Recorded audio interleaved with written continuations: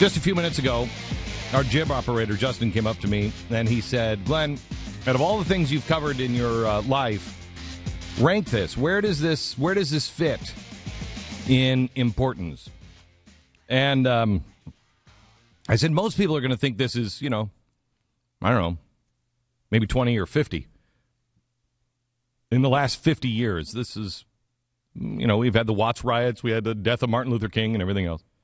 And the things that I have covered in the last 40 years, I would say this is top 5, maybe number 2, and possibly number 1 in importance.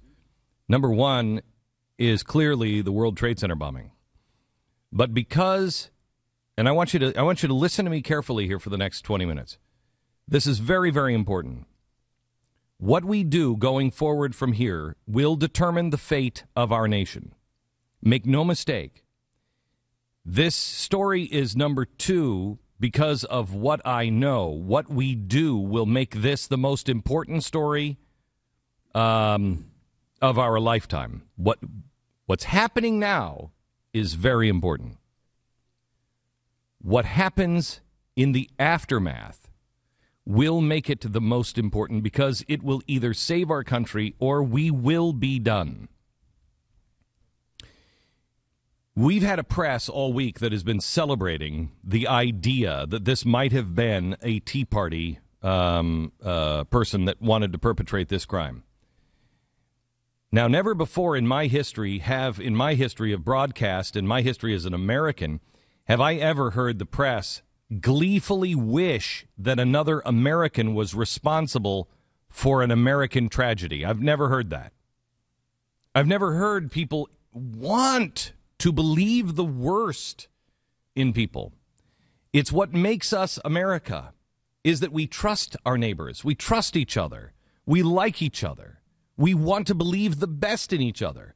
But our media wants to believe the worst of about 50% of this country.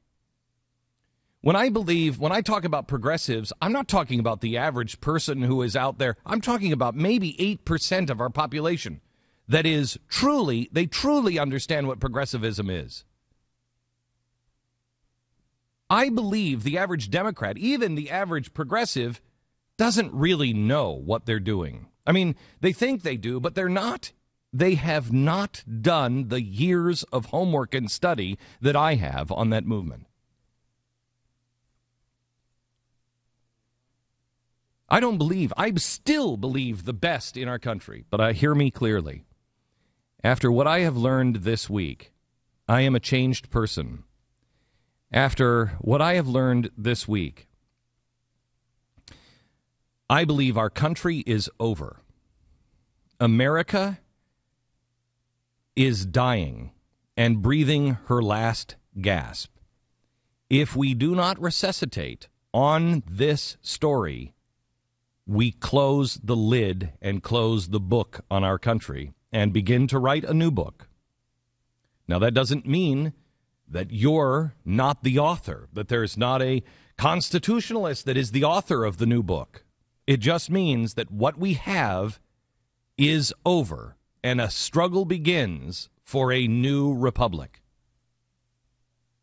That sounds awfully dramatic, but when you have the press not only rooting for it to be a white American that blew up Americans,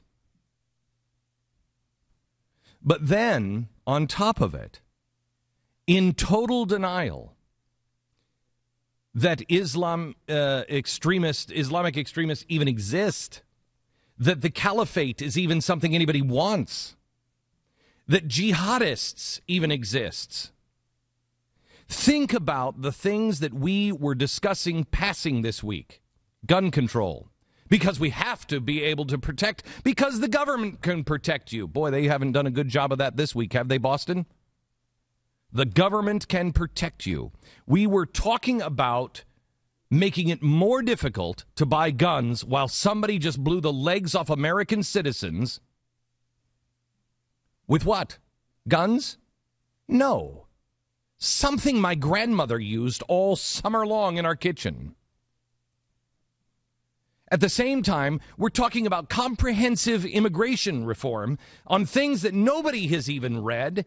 Meanwhile, who has been blowing the legs off of our citizens? People who are foreign nationals here on a visa, here under amnesty, but because our immigration and amnesty situation is so screwed up, that did they really escape persecution? We finding out now that mom is in jail because she was a thief. This summer she was stealing. We just heard the audio of dad back in Russia. He sounds pretty much like an extremist.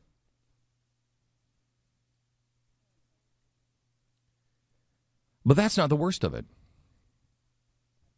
I want you to listen carefully. Yesterday, the FBI released the pictures and video of two men they say were suspects in the Boston bombings. These are the ones that one was killed last night. The other is hopefully on his way to being killed now. They say that they believe the two men carried and placed the two bombs that killed 3 innocent Americans, including an 8-year-old boy, injured almost 200 other Americans.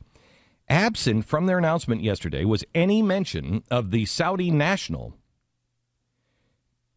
Now, the documents were brought to our attention at the Blaze.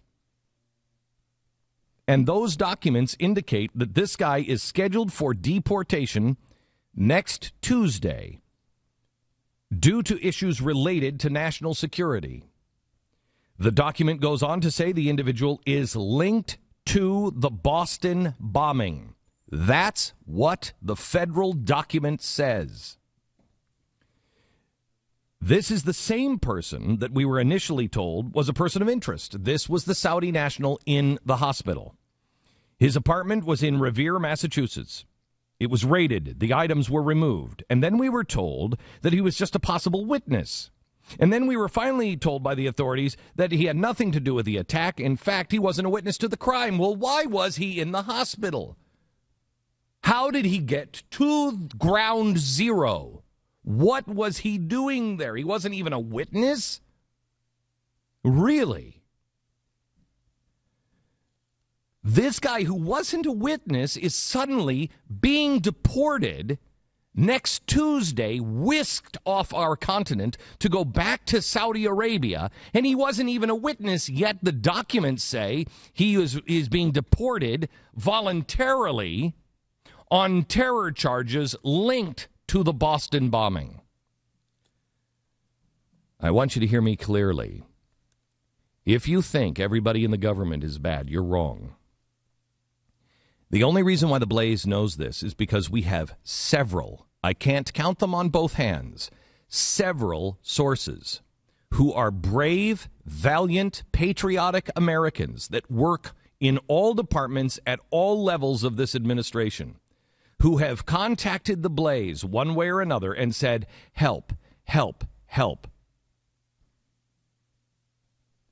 There are several dedicated Americans in the law enforcement community that decided they could not stand idly by and let the truth be swept under the rug that a deportation order was being issued. It was issued Tuesday, 4 p.m. by an organization or a government entity that most people have never even heard of called the National Targeting Center. It's a little known federal anti-terrorism division. After reporting this on theblaze.com yesterday, U.S. Immigration and Customs Enforcement categorically, listen to this carefully, categorically denied, this is ICE, they categorically denied calling it grossly in error. ICE claimed that there was a Saudi national in custody in Boston waiting deportation, but it was completely unrelated to the Boston bombing. After that story, discrediting me and the Blaze was carried by a number of the national media outlets, and some of those national media outlets were given the story by the Blaze top executive to top executive. After a number of those media or outlets discredited us or tried to with the ICE disclaimer, we received another call from yet another patriotic citizen in our government. This one from a high-ranking congressional aide who told us that the deportation order that we had just reported on had just been requested and delivered to his boss. He requested anonymity to protect those who had secretly provided the report, but proceeded to read to us the 8-page document which confirmed every single detail we reported yesterday and throughout the day. DHS Director, the Department of Homeland Security, the head of the department that you created to keep Americans from having their legs blown off, Janet Napolitano, yesterday was asked about the Saudi national and his pending deportation. She refused to answer. ICE angrily mocked our story, calling it false. The FBI has changed their story about this man every day since the bombing and has made no mention of him at yesterday's news conference, even though there is still a standing deportation order for reasons of national security, and on the documents it says linked to the Boston bombing. Now you ask yourself, what's going on? Why did the president just happen to stop by when a Saudi official happened to be in an office? Anybody who has ever been around presidents, prime ministers, kings knows. I have done it myself. I cannot meet with that person. Glenn, you're going to go into this office and you're going to talk to him. Well, I don't want to talk to him. Who the hell is he? Just go in, talk to him. 5 minutes in. Hey, Bill, I wanted to. Oh, Glenn. Oh, Mr. President, how are you? That's the way it works.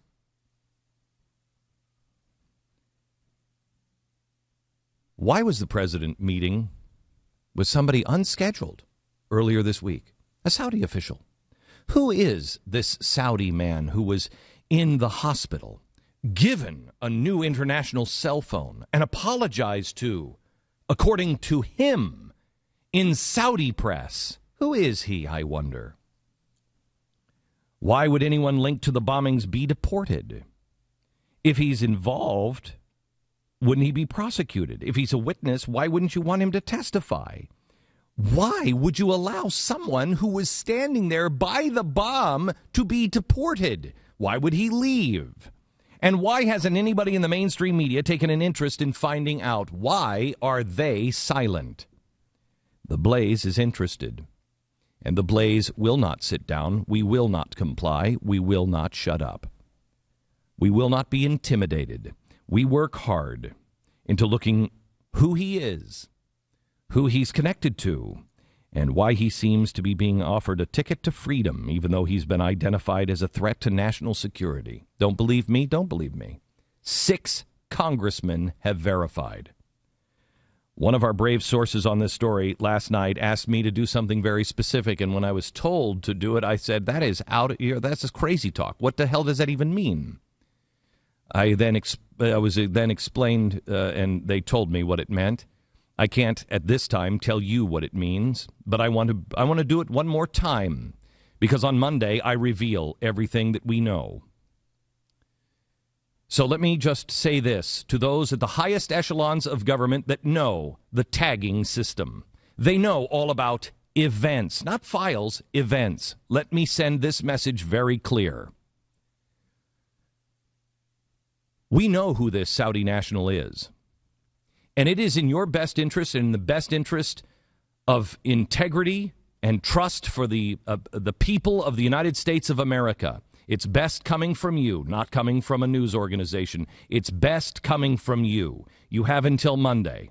We have information on who this man is. And listen to me carefully in your little event world.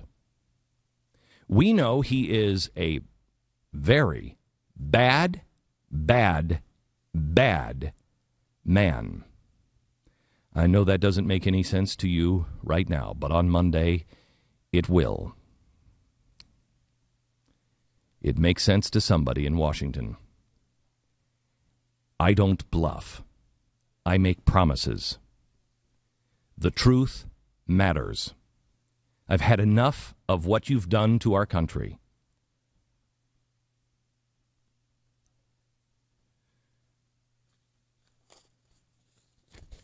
I thought I had heard and seen it all. I thought I didn't trust my government. Oh, no. No, no. There is no depth that these people will not stoop to. They have until Monday. And then the blaze will expose it.